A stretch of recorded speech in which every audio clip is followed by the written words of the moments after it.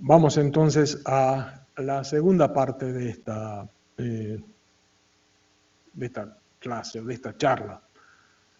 Por ahí una tercera parte de 45 minutos no va a estar presente porque creo que quería darle coherencia a toda esta presentación y vamos a repetir muchos de los conceptos a lo largo de las 9 sesiones siguientes a estas originales 3, que van a ser 2 en realidad.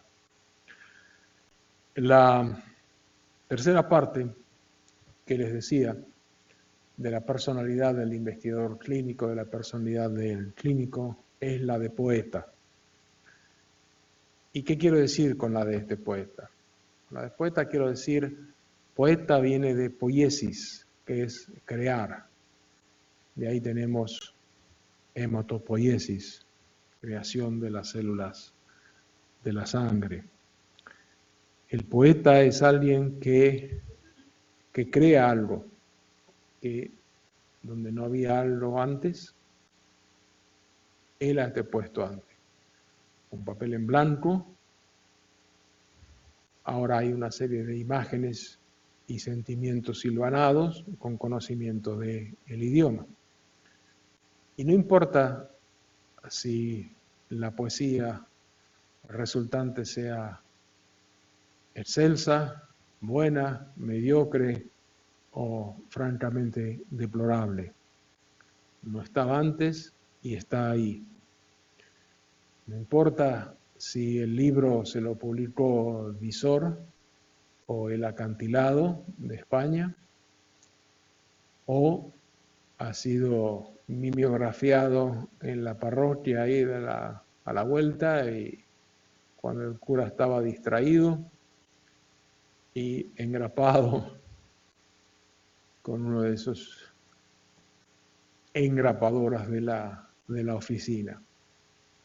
Y ustedes pagaron el papel y todos los gastos. El trabajo está. Es tan poeta el que tiene el libro en visor como el que hizo el esfuerzo de la mimeografía.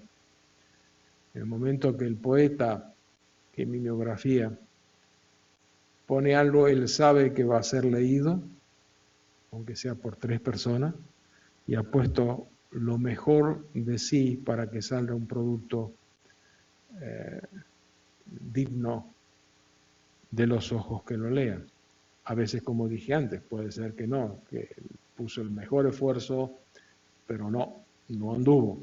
Es decir, poetas excelsos son pocos, pero todos son poetas. ¿Y por qué digo esto? ¿Por qué traigo lo del poeta? Si se acuerdan, varias veces he hablado que nos enfrentamos a un fenómeno. Como individuos, como clínicos, como investigadores, nos enfrentamos a un fenómeno. ¿Cómo es el fenómeno? ¿Qué nos sugiere? ¿Qué nos motiva este fenómeno? La leishmaniasis cutánea, el dengue neonatal o la hidrocefalia por atrofia cerebral. Es decir, hay algo que nos motiva, que nos mueve cuando estamos frente a un fenómeno, que no pasa todos los días. Vemos 20, 30 pacientes por día y son, digamos, 200 pacientes por semana, y en los cuales uno solamente en el mes nos llama la atención por esa necesidad del fenómeno, que eso le pasa a los poetas. No andan escribiendo a cada novia que tiene, le escriben a una o a 2.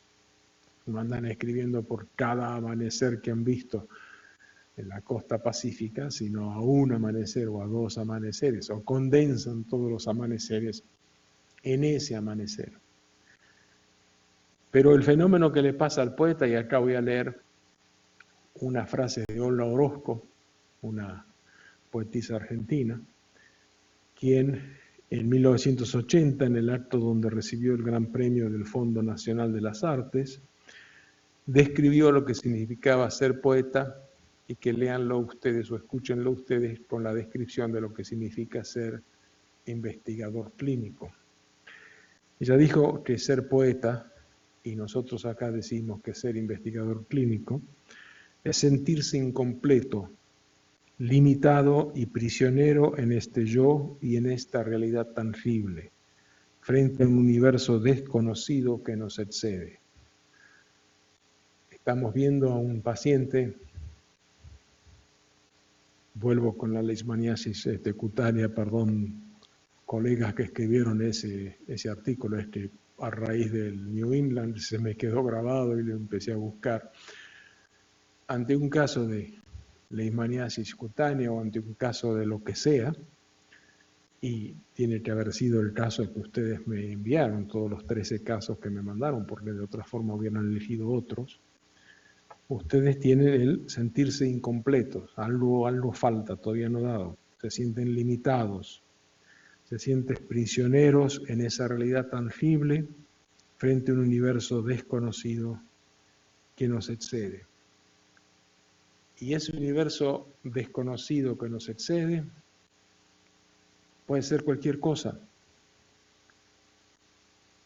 En la escuela secundaria, ya por el año 1966, estaba en segundo año de la escuela secundaria, tenía un profesor de literatura, era el profesor Arcadio Iglesias, y le decíamos el gallego Iglesias. Gallego en parte porque sí, él venía de España, era de Burgos, no era de Galicia, pero todos los españoles o de origen español en la Argentina le decíamos gallego. Y también había un poquito de soberbia adolescente, estúpida soberbia adolescente, porque en la Argentina los gallegos eran considerados obtusos, cosa que obviamente no es cierta, es una estupidez que ya se ha sobrepasado, algo parecido como con los polacos acá en Estados Unidos y como con los argentinos en México, digamos, cada uno lleva su propia estigma nacional. Pero el gallego Iglesias, o don Arcadio Iglesias, un día me dice: Plazares, yo veo que a usted le gusta leer literatura, a ver por qué no le echa un vistazo a este poema de un poeta argentino, José Pedroni. Y me llevo el poema a casa y el poema era un arado, sí, es el arado, con lo que se abre el surco en la tierra.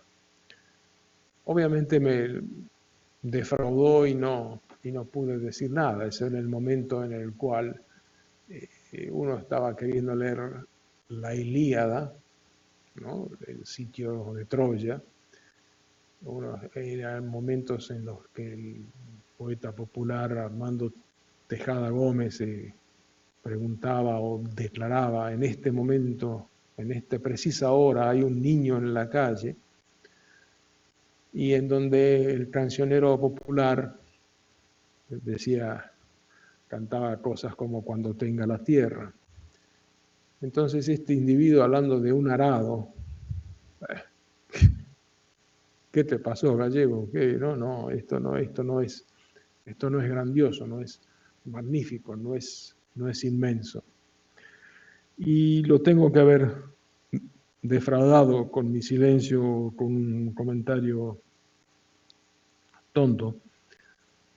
Y Pedroni era un contador público nacional, es uno de los grandes poetas de la lengua, cada día más conocido o reconocido. Y era contador público nacional, y las fotografías de él son un señor con traje y corbata, con anteojos gruesos de carey, medio calvo, sí, no el poeta, ¿no? Andaba con la boina y con los cabellos flameando al viento. y él estaba físicamente alejado de cualquier imagen de poeta romántico. Y me lo imagino sentado en su casa mirando hacia el campo. Vivía en Santa Fe, no sé si tendría una casa al campo o una mirada al campo, algo así, y habrá visto un arado herrumbrado ahí. Y con eso hizo un magnífico poema que empieza cuando te bajaron del carro, un carro que tenía una cola de palo, casi no te reconozco de tan desfigurado. O sea, se traen un arado herrumbroso. Eso es como el reconocimiento de un paciente en su momento más débil.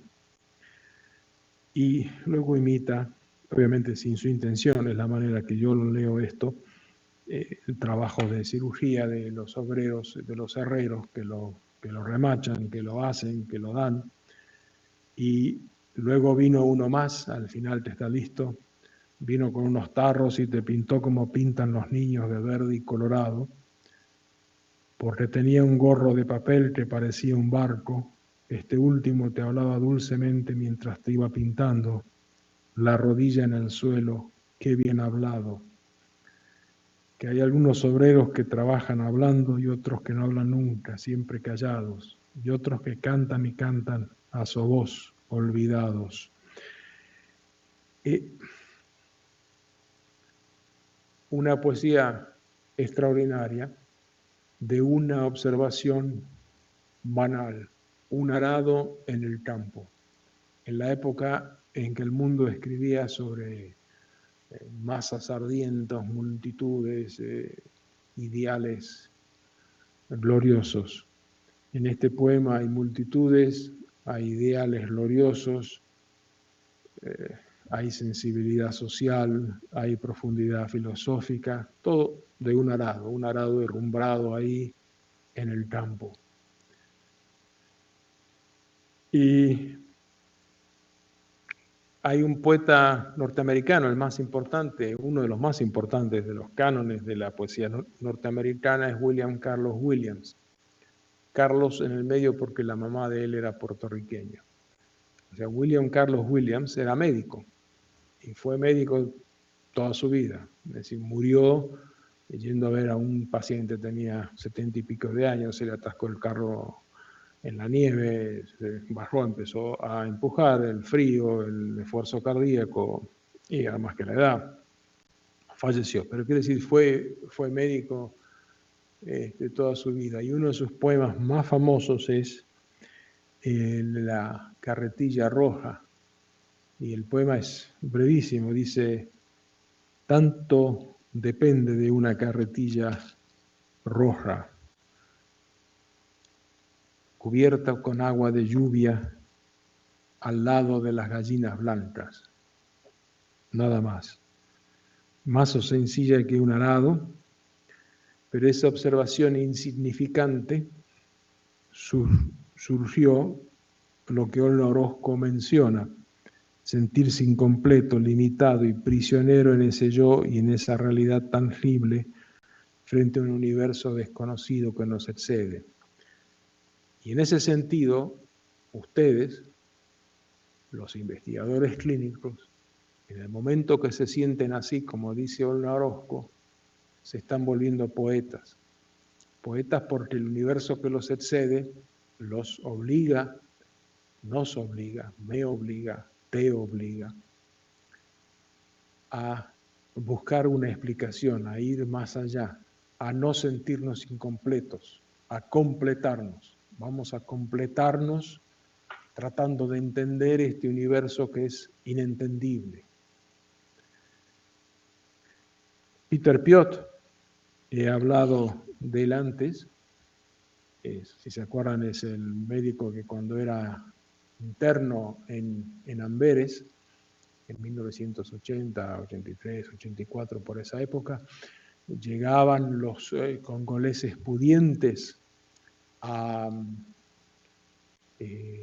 Bélgica para ser atendidos de una enfermedad rara que los médicos congoleses o en África no le daban pie con bola, y como esta gente tenía recursos, se iban a Europa.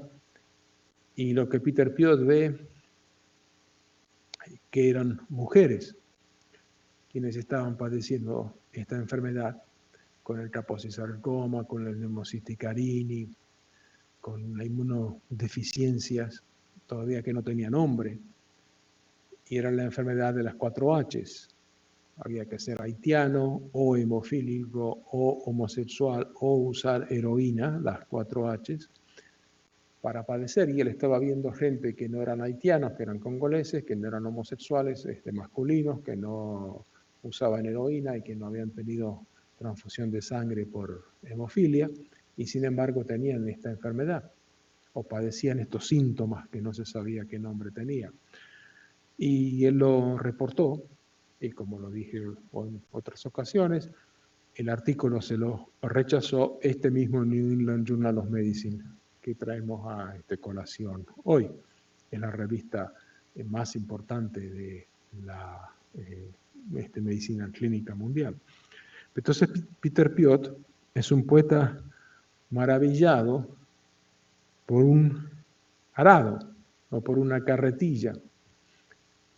Había otros internos, no es que todas las pacientes llegaron desde Congo justo el día que estaba Piot de guardia tomándole la admisión clínica, no, llegaban antes, llegaban después, llegaban otros días, se volvió, vio una, después vio 2, después nada, después otras 3 y así juntó 17. Pero, ¿qué lo diferenciaba a él, Piot, frente a estas señoras, de los otros internos? Lo diferenciaba justamente en que Piot era poeta, como dice Olorozco, maravillado, se sentía incompleto, limitado y prisionero en este yo y en esta realidad tangible.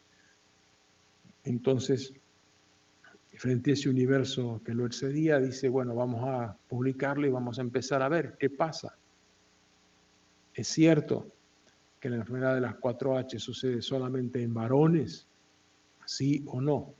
¿Puede suceder en mujeres sin ninguna de las H's? ¿Sí o no? ¿Y qué decir de Fleming?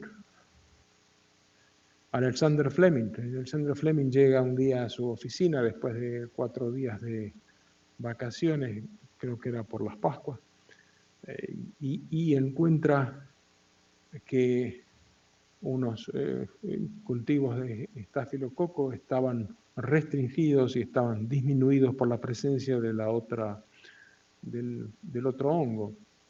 Y también se maravilla y lo reporta. Si ustedes quieren, escribe un poema, vi esto, y lo manda a una revista. Y el poema, como lo contamos, queda ahí. Hasta que 20 años después, Chain y Corey, forzados a buscar una solución de antibióticos para los heridos de guerra, se acuerdan de ese artículo y sintetizan la penicilina. Les mostré que el artículo que ganó el premio Nobel de Medicina, que le dio el premio Nobel de Medicina a Chain y Corey, no lo menciona a Fleming, o sea, no lo tiene a Fleming como coautor, sí lo mencionan a Fleming. Y después el Comité Nobel dijo, bueno, este tipo escribió el poema, estos tipos lo interpretaron o le dieron otra forma, démosle el premio Nobel a estos 3 poetas. Esa es la esencia de sentirse maravillado por un fenómeno, sentirse sobrepasado por un fenómeno y compartirlo. Laborit, un médico que admiro inmensamente, era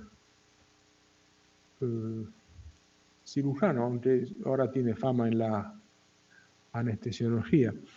Era cirujano general en Trípoli, era cirujano de la Marina Francesa en Túnez, en Trípoli. No era cirujano de la Marina Francesa en Nueva York o en Brest o en Marsella. Y él había leído un artículo de otro poeta, digamos, donde decía que la histamina era responsable del shock vasogénico y de la hipovolemia en el shock vasogénico. Una afirmación hoy en día totalmente abandonada. No hay relación entre la histamina y el shock. Pero él dice, bueno, ¿por qué no le damos a los pacientes, porque a los pacientes no les iba bien después de la cirugía, ¿por qué no le damos antihistamínicos? Él dice que los antihistamínicos lo mejoraron. E hizo esto, hizo otra vez la pregunta, sí o no, que es la famosa pregunta del doble ciego, del sistema randomizado. Todo es todo parte de una pregunta, sí o no. Una pregunta que se puede responder con un sí o un no. No una pregunta, ¿qué pasa? Sino decir, lo que está pasando es porque la puerta está abierta, sí o no. Y vio eso y podía haberse quedado con eso, pero él, sin embargo, notó que los pacientes estaban más calmos, estaban más tranquilos. Segundo fenómeno que le llamó la atención. 20, 30 cirujanos tienen que haber pasado por esas camas y no les llamó la atención. Uno dijo, ¿qué es esto? Este es el arado, esta es la carretilla con las ruedas rojas. Entonces va, anota eso y escribe otro poema, digamos, otro reporte clínico, hasta que lo agarran otros médicos y dicen, bueno, tiene que haber un factor psicotrópico en la histamina. Piensan que tiene que ver con la dopamina, segundo error, pero finalmente llegan a la síntesis de la clorpromacina. Otra vez, llegamos a la síntesis de la clorpromacina y el principio de la revolución farmacológica en la psiquiatría a través de un sistema, de una observación, a través de alguien sintiéndose sobrepasado por el fenómeno. Shakespeare, en El sueño de una noche de verano, dice, el ojo del poeta en un frenesí rodando, mira del cielo a la tierra, de la tierra al cielo, y mientras la imaginación desarrolla la forma de las cosas desconocidas, las convierte con su pluma en formas y de la nada le da una habitación y un nombre. Que ese es el trabajo de los científicos con la enfermedad. Vamos a analizar en la segunda parte, en una semana adelante, cuando hablemos de la filosofía, del investigador como filósofo, en donde se ve, donde por ejemplo Fleck dice que no hay enfermedades. Eso todo es un curso natural de eventos. Uno va y las encasilla y dice, bueno, esto es una enfermedad, esto no es una enfermedad. Similar con el bosque. Uno va a un bosque y hay ciertas manchas en los árboles, ciertos parásitos, ciertos grillos ahí carcomiendo, pero uno, como no le presta atención, no está en la ciencia forestal o no tiene importancia económica, social y política, uno pasa de lado. En el momento que eso tenga importancia social, política, económica, emotiva, metafísica o física, uno la empieza a encuadrar, a darle nombres y a darle estructura, a darle casas. Bueno, esto es una enfermedad infecciosa, es un virus de acción corta, es un virus de acción lenta. Es decir, eso hace el poeta, enfrentado ante un fenómeno que lo sobrepasa, que lo hace sentirse incompleto, así sea en ciencias forestales, así sea en biología molecular. Pero no, esto lo dice alguien que no sé quién, pero lo voy a buscar. o lo voy a encontrar, lo estoy buscando, que dice, no puedes llevar nada en un poema, no puedes usarlo para almacenar libros o zapatos o clips de papel. No puedes usar un poema como tabla de cortar o como medio de transporte. Un poema no te protegerá de un borrador, una goma. Un poema no tendrá dictado ni protegerá sus ojos al sol brillante. Un poema no puede mantenerte caliente y no puedes usarlo para recortar tu cabello. Un poema no es una cosa en absoluto. Y eso es cierto. Estos colegas de Corea escribieron un poema, lo más interesante, pero como tal es una entidad abstracta, metafísica, hasta que alguien tenga un paciente sin síntomas, con estenosis de aorta, y diga, bueno, en base a estos muchachos de Corea, voy a indicar cirugía temprana. Pero como tal, es un artículo que está en el aire. Este artículo está tan en el aire como los pocos artículos todavía en nuestra querida revista médica. Están en lo mismo, son una entidad. Solamente, por fortuna o por desgracia, por estar en una revista de más prestigio, o más conocida, no digo prestigio, más conocida, llega a más gente. Pero cualquier reporte que hagan ustedes en la revista de la UNAM tiene el mismo valor con lo que acabo de decir que este reporte en la New England Journal of Medicine. Y la parte final de esta es otra vez con un poeta, con Fernando Pessoa.